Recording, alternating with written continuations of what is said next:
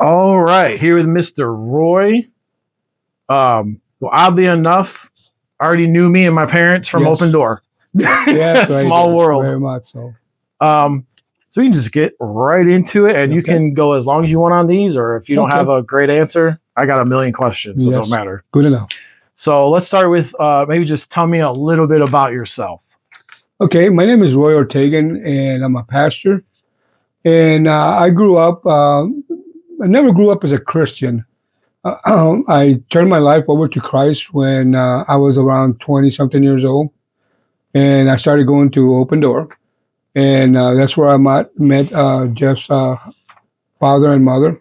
We used to play ball together, and Oh I remember Josh, as when they amputated his leg, and I, as a young kid, boy, he used to run, and he had a walker, like a type walker, and he would zoom out there and so forth. And Josh is a great kid, and one day, they amputated my leg, and I was going through a real difficult time in my life. Met, and at that point of my life, as a pastor, you never think that you're going to go through those trials and tribulations, all the people in my floor unit, used to come. I used to pray for them and all this. Well, I ran into a real big problem when they took my leg off. And I never thought that, my life was going to be that bad. And it came to a halt. Well, sure enough, and people at the therapy said there was something wrong with me. And I started crying for the week and a half that I was there, and I just couldn't get off of this mentality that my life was over. And one of the sisters in there came up and I says, Pastor, he says, I know it's hard. A part of you kind of died with, but I got a friend that can help you on. And that was Josh. And I said, I don't know, I had talked to the pastor of the church, and I had people that came out and prayed for me, Josh. And it wasn't easy, Josh. I mean, it was the hardest thing in my life when people come out and tell you, what do you want to do with your foot, You says, well, just get rid of it, but we're going to have to charge you extra, and so forth. But my biggest thing, Josh, is that when they tell you that a part of you had died, and I said, wow, man, part of me had died and they were going to have funeral for my foot and so forth. And I said, well, if I'm dead, Lord, then what am I doing here, Mm-hmm. Until I encountered this young lady and told me that, and she gave me your number. She says, I'm going to call him, And when you got there, I was still doing that. I was still doing the emotional stuff, and God reminded me that one day I was going to have a new foot. And he says, I still got use for you, And through all of that, Josh, I said, no, Lord, I can't do the things that I wanted to do for you. And he said, you've done enough. And when he placed me there and we started talking and when my boy says, I know Josh. I went to school with him. My daughter went there to you. And I said, is this the Greens that I know from Oakland? He said, yeah, they are, Dad. And I said, and then we started talking and we started doing all this. And when he gave me the encouragement that there was more, that you already had, that I already had more above what was going on, that I was ahead of it. And I says, oh man, am I ahead of it? And I kept hearing your voice that you were really, really encouraging me that I could go forward and not backwards. I was not dead and I was alive. Mm-hmm. And God had given me that encouragement. And the more I heard your voice, I said, this guy is a motivator. He had put life into me, and God had sent you to me for that purpose. And Josh, and I really thank you. You were that motivator that I needed. You were just like an angel to me, I said, hey, man, I got to get up and go. Well, my tears dried up. It came to a joyous occasion. I said, The next day I got up. That night I prayed, Josh, for the whole night. I didn't get no sleep. The next day I was so happy because I kept hearing you're so advanced, Roy. Keep going. And by the time, Josh, the time came, and you said, "Wow, man, look at you, brother." He said, "I guarantee you that by the time you leave here, you'll be able to do more things than you think." I was able to take my showers. I was able to get in there, And even though I had people that would come out and watch my back and so forth, and man, I was doing things that I wasn't supposed to be doing. I was even getting off of the bed. I would turn the bed off, and I would go in there and the alarm off, and I would go in and go So to they the didn't bathroom. know? Yeah. I would get in the wheelchair and things that I wasn't supposed to do, and they would come up to me and say, "Did you just go to the bathroom?" I said, "Nope." I would lie. I would have to, God forgive me, But things like that you had just encouraged, put that encouraged. And God says, "Lord, thank you, Lord, for sending this blessed man into my life, But I just thank God that you were in the right place at the right time, Josh. I really do. I really do. I And I thank you for that, because you make a world of a difference to other people that want to give up, that want to move ahead so quick that it takes time. It takes time. If you follow step one, it's like an instruction. You have 5 or 6 steps, 10 steps, 20 steps, and you open the instructions and you follow step one, you already passed that. If you go step 2, you're on your way. If you follow step 3, man, you're way, way up ahead. You'll get there until step 10 is there. You're already walking. Josh, I'm already there. Yeah. I am already there. Yeah. Roy's had his temporary socket shy of 3 weeks.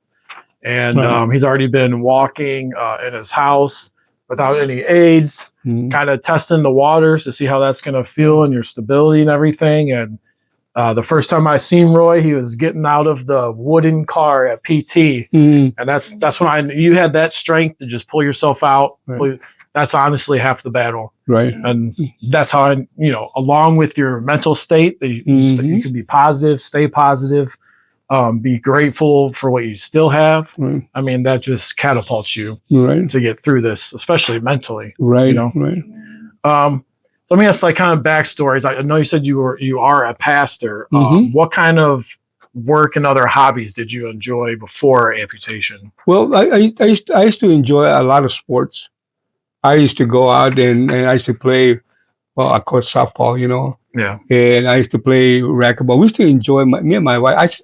My wife is a great supporter, and she does a lot of things, and I give her all the credit because she's a motivator too, and she never said, "You can do it, you can do it." And between you two guys, man, I tell you what, man, it's great. It's great to have a support. I recently got into pickleball, so you and I are going to be playing pretty soon. I want to do that, brother. It's so fun. It's so fun. I like sports, brother, and I like to get it. I used to play racquetball, and I used to win trophies on racquetball. Bowling, I had a 190 average, Wow. And so everything that I played, I wasn't the greatest thing, but I played it, and I enjoy sports. Just a good athlete. Yeah, you're probably at least naturally good at almost everything. Well, I tried. I played soccer for many years, and I enjoyed all those sports, So, but I don't give up, Josh. That's the biggest thing is I like mission trips. I like to go out and help other people, Yeah. I like to do those things. And God reminded me of that, hey, I still got work for you to do into the mission trips, Yeah. So, and this is a good motivation thing, right here. And Bill just told me, he says, "Hey, you got about 3 more weeks and I'm going to have to take that leg off of you, And I says, "You got to be kidding me." Tears started flowing down my eyes because now they're going to take but he says, "You'll have yours in 2 weeks, the new one." Yeah, I get your. So I praise God for that. It's okay. I let it go for 2 weeks and I'll have my new one on. So I'm so grateful, Bill, that you guys are such a great company that you guys are willing to help people and to get this moving on, and just grateful to have you. Unfortunately, with a lot of the bigger companies, they don't either have the time to worry about the mental side of amputation, or they may not think it's, people just get over it. But that's pretty much what I focus on, because almost everybody can learn how to walk on almost any foot, any socket. But it really is your mental state. It depends how you're going to be 6 months from now. You know? Let me check this and make sure it's still recording. Sorry. How about, because your story's probably pretty common with a lot of people, what led to your amputation? Well, one of the biggest things, for 3.5 months, I didn't know that I had my ankle broken. And I got an infection on my bone. And by that time, they tried to save my ankle and they couldn't. By the time that we were going to go up for our anniversary, it never happened. I couldn't walk anymore. And they wanted to amputate then, and I said, no, there's got to be another way. And it was working pretty good. And then all of a sudden I developed another infection. And I said, well, I think it's time. God was trying to remind me that I think it was better for her. Yeah.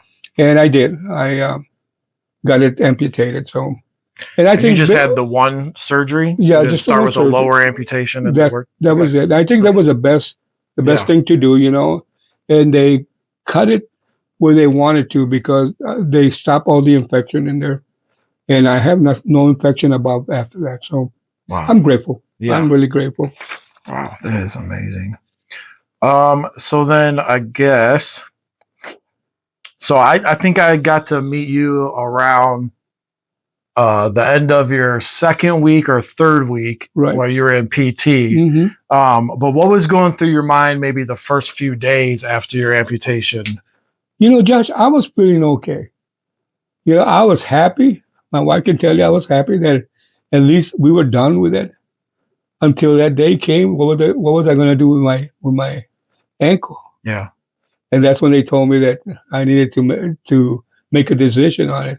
And when they told me I was dead, I said, "Oh God, please don't tell me that." Yeah, that's something new to me. I didn't know they did services for limbs or anything else. I didn't know that, and that's no idea. That's what threw me off, and that's where I went into a depression stage. But I thank God that you were there. I thank God that He sent me my wife, that she was there, and I thank for all the people that really encouraged me. And the encouragement that I had was tremendous.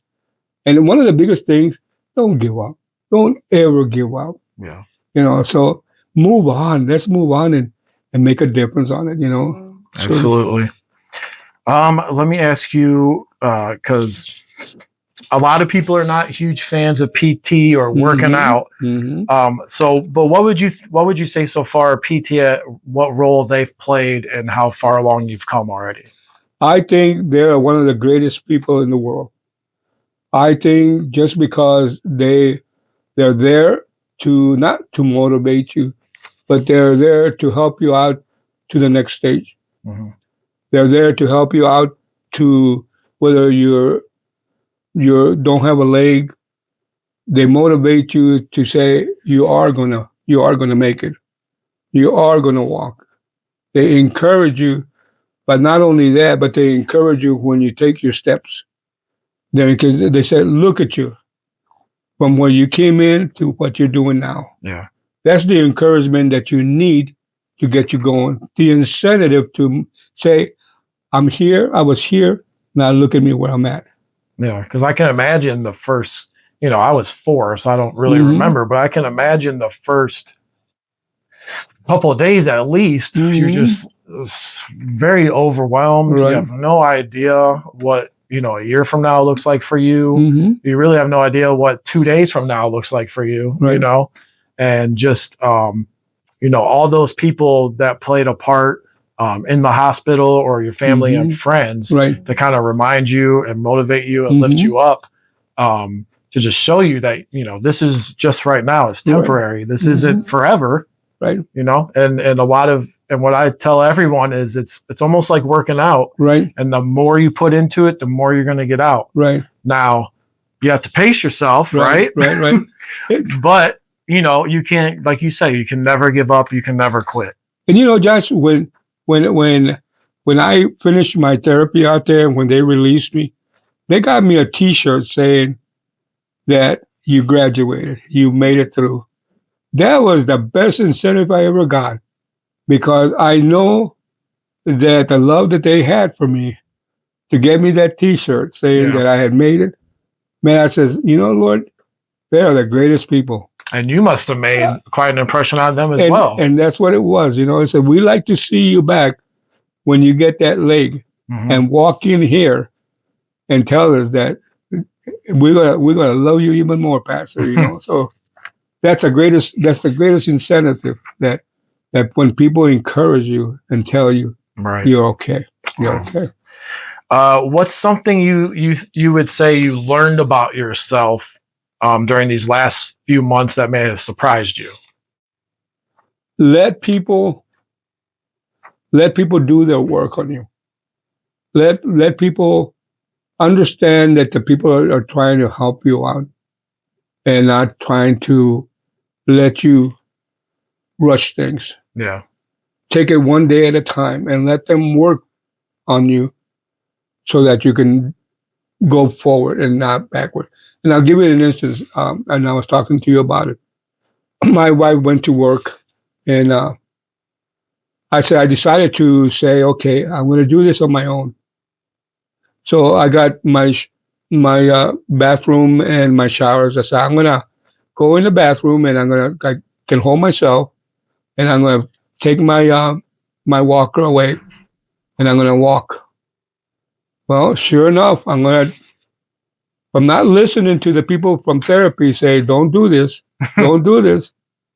Okay, so anyway, I decided to go ahead and just rush it a little bit more than I had to. I took the walker and put it aside. And thank God I got a small bathroom in there. Not a small one, but I can hold myself. I started walking.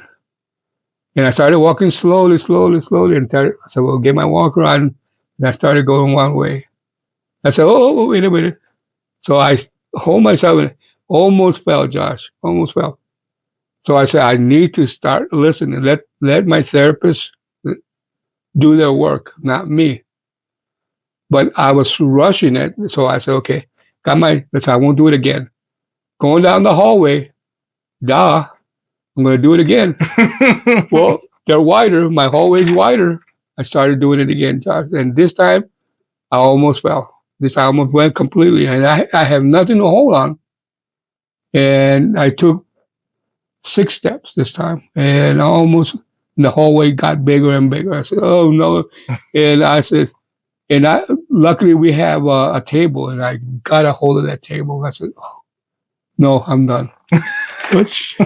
Take it from there, brother. I'm telling you, don't rush. Don't rush. Yeah. Okay. Because that's kind of like almost my next question is, what's maybe one thing you wish, brand new amputees, even newer than yourself, knew right away? Yeah. Well, one of the biggest things, like I said, don't rush things. Don't rush things. You have plenty of time. By the time you even know it, time goes so quick, and you'll be walking at night. Yeah. I told my wife, I'm getting right. Even with my walker, I get to do my breakfast. I get to do supper. I get to do all this stuff. You get to take care of yourself. Exactly. Be independent. Exactly. Yeah. I'm able to get up, mop myself really good, I'm able to stand up by myself, I balance myself really good, and so forth, I'm able to go to the garage now. I'm able to take the steps down, so I got a, what do you call that, honey? A ramp, Okay. I go down the ramp, and so forth. And I went to my boys, and he says, you need I'll build that. No, so you have to build anything. I can climb. So I got my walker and put my walker up there, climb one step, climb the other one. So little by little, I'm doing things that I can do. It's almost like you're proving to yourself again, like, of course I can do this, Right. Like, what was I thinking? Just overwhelmed, and just getting back to normalcy. Exactly. Is what I think everyone shoots for. Yeah, and it's a progress thing, It's not that you want to show people where I'm at. I'm doing this at my expense, my time, where I'm taking slowly, It's like taking a baby step, you know, 1, 2, 3, and there you are. Absolutely.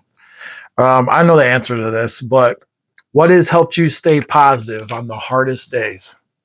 My hardest day, Josh, I read. Like I said, I'm a pastor, and I read a lot. I read a lot, and I get motivated. I get going. My thing is motivation, and I pray for you, Josh. Believe me, I pray for you. And I think about you, and I says, this young man is going places because he's a motivator, and I believe that his ministry is motivating people. And I see you in the what do you call it, in the phone, where you're out there and you're going to meetings and so forth. And it says this young kid is motivating other people how to walk. Therapy that they need to encourage people that they're not done yet. Even though they're going through the difficult times, but there are times it says, "Hey, put your faith and trust in God and walk again. You can walk. You can do it. Come on, let's move. I'm right here. I'll give you the support that you need. Let's do it. I'm here with you." And that's what we need. The challenge that we need, and I always say, because I'm not talking about the religious aspect, I'm talking about the strength of God. Motivation. Probably need more people like you. Yeah, they do. We need more people like you, Josh. So this is crazy. I must have got these questions in perfect order because it's almost my next question. So one of my questions is, you mentioned that I motivated you, but the question there is, what impact does having another amputee or peer to be able to talk to help you? Well, one of the biggest things, Josh, is that I never knew that I was going to be one. People laugh at amputees. Why? I don't know. Until you realize that I never had a problem. But when you start laughing at other people that just because their legs were cut off or something like that, and they don't have no pity or anything like that. But for me, Josh, is I have a leg. I'm not an amputee. You're not an amputee. God gave you another leg. You can walk. I can walk. So we can do all things. We can walk. We can dance. We can do everything. I believe that God was, one day I was at church, and I said, one day you're going to dance for me. Lord, I'll dance for you anytime. So through all of that, I don't believe that I'm an amputee, even though he gave me a new leg. So I can do everything for him, So the motivation comes from him, The motivation comes where he plays good friends to motivate me when I'm down. I read his word. He picks me up. He tells me what I need to do, my next step, what I need to do. My wife, she's right around. Hey, how do you feel? How do you feel about this? I feel great. Let's go out. Yeah. We go out. I'm ready. So I'm ready. One of the biggest things, Josh, is we'll go to a wedding one day. My first thing is to do is to dance with her. So my motivation is set. You could do that today. I can do it. I can do it anytime, But to actually dance to the music, brother, it's exciting, So there's a couple more. You've kind of mentioned this a couple times, but I guess, if you could give, and if you repeat yourself, it's okay. If you could just sum up, what would your message be to someone who's feeling extremely hopeless after limb loss? Well, I kind of like to take your method is to encourage people that, look, or what I would do is give them your number. Because to motivate people is where they're at what stage they're at. What are the thoughts in their minds, what they're contemplating. Some people give up very easy. Some people are thinking about and I hope they don't do this, contemplating suicide. And those are the roughest things. I've gone through where I've talked to a lot of people that have their minds are not working right, and my biggest things is that, is prayer. My biggest thing is that I need to lead them to where the Word of God says that place your faith and trust in Him. Your method is that, there's life under the tunnel, beyond the tunnel, because there is life. Yeah. This is merely a little glitch. You can still do it and walk. Yeah. So I'll say if your first year is by far the hardest, because at the beginning it seems like there is no light at the end of the tunnel, and then you get to a couple months in and you get to take some steps. Right. But then you get a little frustrated that, man, it's too big now, or it's too small, or it doesn't fit right. But then at your 6-month mark, you get basically your definitive leg, and now you're back all happy again. It fits perfect. I can't wait. No more appointments. Like, we're good to go. And I'm happy, Josh. I'm really happy. I mean, this is the year that I was kind of sad, but the year that I'm happy. I'm happy again because, hey, there's nothing that can stop me. Yeah. And I told you about this little joke that I played yesterday on the therapist. She said that something about I couldn't run, and all of a sudden I let myself go, and I don't know what I was thinking. I started to run, and I told her I'd never done that, run, and I took running on the monkey bars, and she said, oh, she yelled out, they said, what happened? He says he started running. I said, oh, why did I do it? I said, what were you thinking, Roy? And I said, I don't know. You weren't. You just felt great. Yeah, I did. I did, Josh. And I said, but those are the things that like I was telling you, I was there and now I'm over here. Yeah. Things are getting to where the point is that one day, Josh, I won't need my walker. And I'm getting. That day's going to come really soon. Yeah. Really soon. So I thank God. I thank you for the motivations that I get, And when you call, I said, hey, that's Josh, man. He said, all right, so everything's going according to the will of God, So, and I just want to tell you, don't give up. Don't give up the ship, Peter got off of the boat because he told us, keep your eyes focused on me and you'll be all right. Yeah. So, in a nutshell, I mean, I do everything that you guys tell me. I won't do anything any more dumb things like I did before, So. It's okay to touch the water sometimes. Just make sure you're in a safe area. That's it. I don't have I didn't have a life tube, to save me. Yeah. But this time I will, So. Yeah.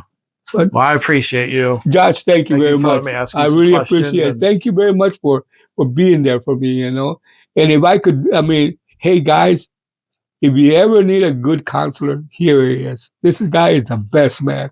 And I tell you what, lime cooler, you ever need one? Here it is, buddy. Come on out. Thank you so much for that. All right. Thank you, guys. Perfect, man. Thank you so much for doing that. Like I said, I have so many videos of people like myself that have been doing it forever.